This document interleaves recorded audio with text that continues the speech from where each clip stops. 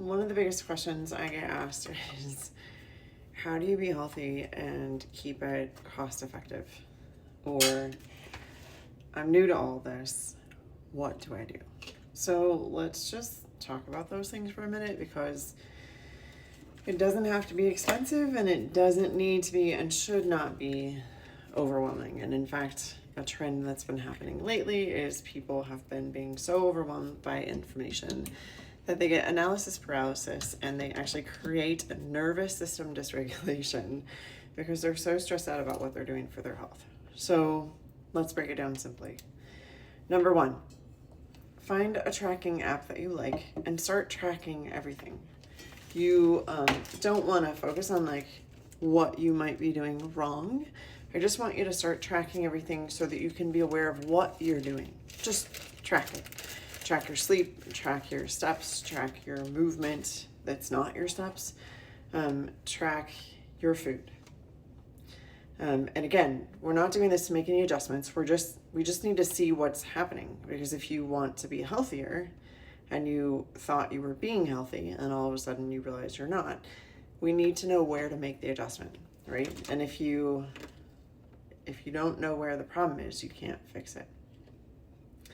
So start by tracking everything. Number two, make sure that you're moving every day, period. Whether that's I'm going to walk the stairs in the building where I work, or I'm going to walk the stairs in my house, or I'm going to walk around my house, or I'm going to walk around the block 8 times. It really, the best time to move would be I've finished my meal and within the next 5 minutes, I'm going for a 15-minute bout of movement. Literally. Best thing you could do. So that you're getting 3 15-minute intervals of work in movement a day.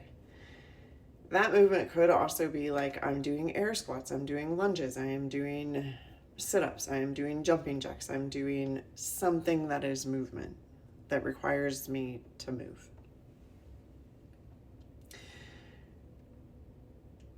Then make sure that you're hydrated enough. So if you're not sure how much fluid you need in a day as a baseline, take your body weight, divide it by 2.2, and multiply that times 0.8, and that'll give you how many liters of water you should be drinking a day. I think I just gave you that calculation wrong. It's divide your weight by 2.2, divide that by 0.8, and multiply by 25, and that gives you how many liters of water you should be drinking a day. So it's probably somewhere between 2 and 3 liters of non-caffeinated fluid a day. Pretty simple, right? Don't just start taking supplements willy-nilly. It doesn't make sense. If you want a multivitamin, make sure that it's a liquid liposomal that you can hold in your mouth for 2 minutes.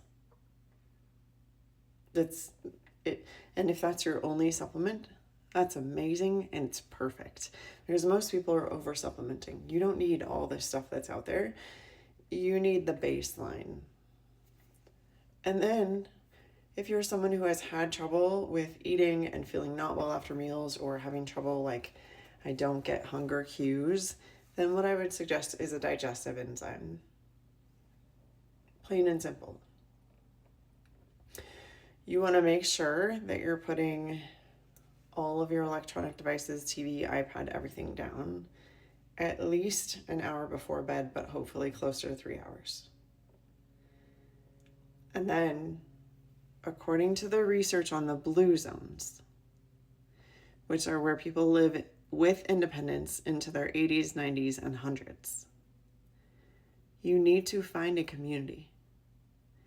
That was a larger determinant on long-term health than smoking.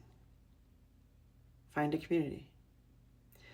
Now, none of those things that I just mentioned, except for the liposomal vitamin and the digestive enzyme, which would maybe run you about $50 a month total, cost anything.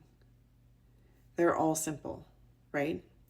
We want to track what we're doing. We want to get enough hydration. We want to move after every meal. There's no money involved in that. It's simple. make it easier.